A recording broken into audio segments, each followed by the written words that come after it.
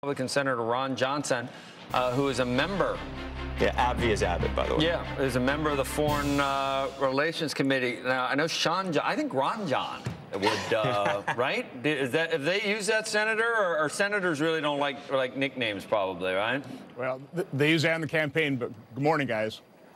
It's already taken. That's right. It's a surf shop. It's already, we can't do it. Where do you want to start, Senator? I mean, we don't want to just hear your side of the aisle's analysis of all the things that Obama's done wrong in Iraq. I mean, obviously, it was kind of broken before he got even into office. So what do we do to try and fix it, do you think? Well, it was stable when we came into office, and now our job needs to be to maintain any stability in the region that exists. And right now, I think that's in Kurdistan. So I think we need to do whatever we can for the Kurds up in the north just to make sure that that doesn't get overrun by ISIS. Help those folks actually take their oil to market over time. What I'm afraid is going to happen here, and I think what we're seeing right now is, as the Wall Street Journal termed it, the establishment of the state of Al-Qaedistan.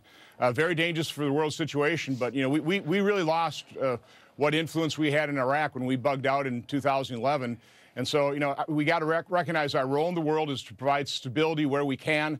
Right now, in terms of what remains of Iraq, I think it's providing stability up in the northern region. Senator, good morning. Harold Ford. Does that call for America to help provide stability involve the sending of U.S. troops? I would differ with you on the stability back before President Obama came in, and instability, but put that aside for a moment. One thing that was present when your talk about stability in Iraq was that we had a big troop presence. Should we recommit more troops and be willing to risk American lives to create the stability you want in Iraq? Well, I don't think we're going to go on the offensive. And right now it's about being on the defense. We need to protect the 5,000 Americans that are basically in Baghdad, which is going to help hopefully stabilize the Baghdad region as well. We certainly don't want to see Baghdad fall. If we have to send some military advisors into Kurdistan, the northern region there, I wouldn't be opposed to that. Listen, I want to do whatever I can to help President Obama, and when Secretary of State Kerry gets back, see what his report is, and try and be as supportive as possible to do what we can. But again, we lost our influence. This is a disaster. I don't believe it was a disaster that could have happened. This really is snatching defeat from the jaws of victory. We can relitigate all that, but right now it's what's the reality situation? It's not good. This is a pretty grim situation. We need to do whatever we can to contain the Al-Qaeda forces that are like say establishing a pretty strong base. They're basically setting up governance in these regions now. This is a tragedy. Sarah, let's switch gears quickly, because you were a business owner, and I think, we've spoken about this, and we've gotten to know each other, and you had really the Tea Party or some representatives came to you with the idea of running, and you won, and now you're almost a seasoned vet at this point in the Senate. But, the way you got elected versus what's going to happen in November of this year and then in 2016, do you have a formula for what the Republican Party needs to do? Because you can have all these great ideas, but if you don't get elected, you can't do any of them. How do you win back seats in 2014, and how do you win back the White House in 2016?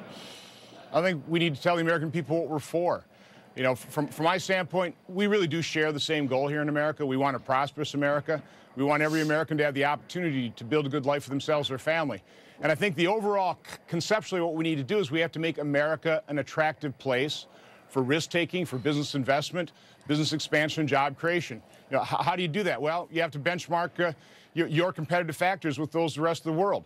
We have to have a competitive tax environment. We don't have one. Right now, our tax system is driving American companies overseas. It's certainly not allowing American capital to come back. Here's what I know: all the private sector. I agree with all that stuff. I know, I understand. But during the debates, when the party's going to be fighting with itself about who the real Republican Party is, where are social issues going to be there? What do we do with immigration if we want to, if the Republicans want to get the Hispanic vote at this point? Where do you come down on that? What do you do with gay marriage? What do you do with these social issues that one part of the party seems is so important, but makes it, other people think it makes it less likely to be able to have the entire nation vote for a Republican? What do you do? Well, from my standpoint, I think we're at a moment of triage in this country. You know, we have to understand that we're really mortgaging our kids' future. And so from my standpoint, it's really the fiscal issues, the economic issues that overweigh all the other ones. But We need to respect people. People that might be a Republican, that might vote Republican, are going to want to know about those social issues before they're going to vote for you purely on economic terms. So, I mean, I hear the far right say there was no Senator, or there was no President Dole, there was no President McCain, and there was no President Romney, because you ran moderates. But then you look at what happened, why Harry Reid is still a senator, because they ran, you know, someone unelectable there. You look at what happened in Delaware. What's the right mix for the Republican Party to garner the most votes that it can?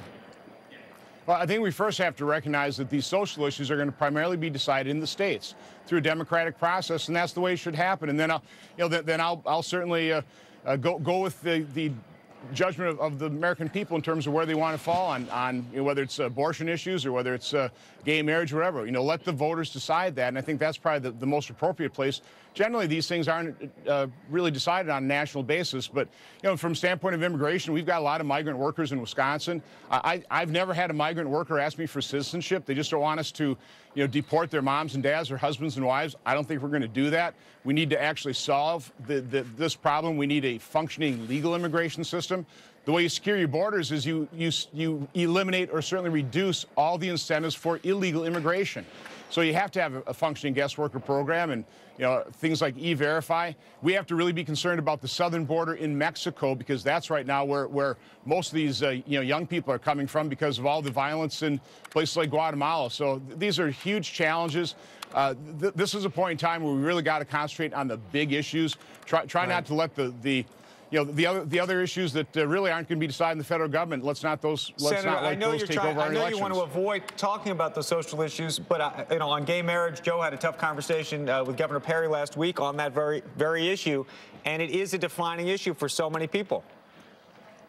I understand that, and again, that will be, and it already is working its way through the states. You're having state government after state government, you know, vote for gay marriage, and in the end, we're going to let the voters decide that. I think that's the best way of doing it. On all these social issues, these are arguments that should be taking place between individuals, and you know, let people win the hearts and minds of Americans, and let the voters decide. Senator, where are you on gay marriage, by the way? Well, I'm a pretty traditional guy. I'm almost 60 years old. I think marriage is between a man and a woman. But again, if the voters decide that they want gay marriage, I'm not going to oppose it. No.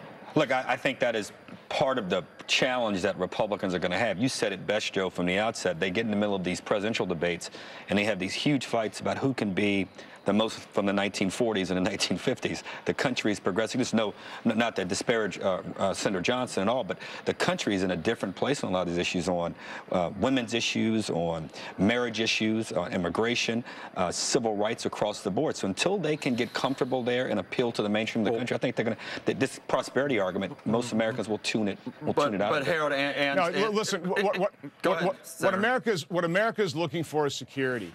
And I think we need to point out that, you know, our ideas are going to provide them greater security. And let's face it, President Obama, you take a look at his record, he's reduced our job security, our income security, our retirement security, our health care security, and now we're seeing his policies are reducing our national security. So I don't want to totally run a negative campaign. We have to show the reality of the situation, how those policies haven't worked. We've got to show the American people what we're for and how our policies will actually create the opportunity, the types of jobs, the strong middle class that Americans are really craving. Well, you know, last time, Harold, it was not this in the Republican debates. It was Gingrich trashing private equity, which gave, you know, the left the perfect inroad into how to defeat Romney, basically. Remember, and even, you know, like Senator Booker now said it made him sick the way it was done last time, and a lot of people on the left did not like the way business was sort of taken out to the woodshed just to win another election. Right? I don't disagree with any of that. And there are probably some things that Ron Johnson and I agree on when it comes to ways to pass policy to promote and encourage investment, innovation, and growth. But we talk about security, Senator. If you are a gay American and you believe the Republican Party doesn't want to protect you in your home, that's a fundamental security for you. If you're a woman, you're concerned about Senator, but so that, I don't disagree, but you got to get to that point. Issue. I'm all about what do we agree on. Let's sit down and figure out what it is we agree on. And I think, again, we agree on trying to get a prosperous America. Let's concentrate on that. But okay, Senator, it's an interesting time to be an American in the political scene, isn't it? So we'll see. It's interesting, no doubt about it. Because we've tried it this way for 6 years or so. So we'll see that. And pendulums do seem to swing at times. Anyway, Senator, thanks. We appreciate it. Ron John's taking. Yeah, that's a surf shop. So we're just going to have to go with Senator Johnson. We'll go with Senator for now. Thank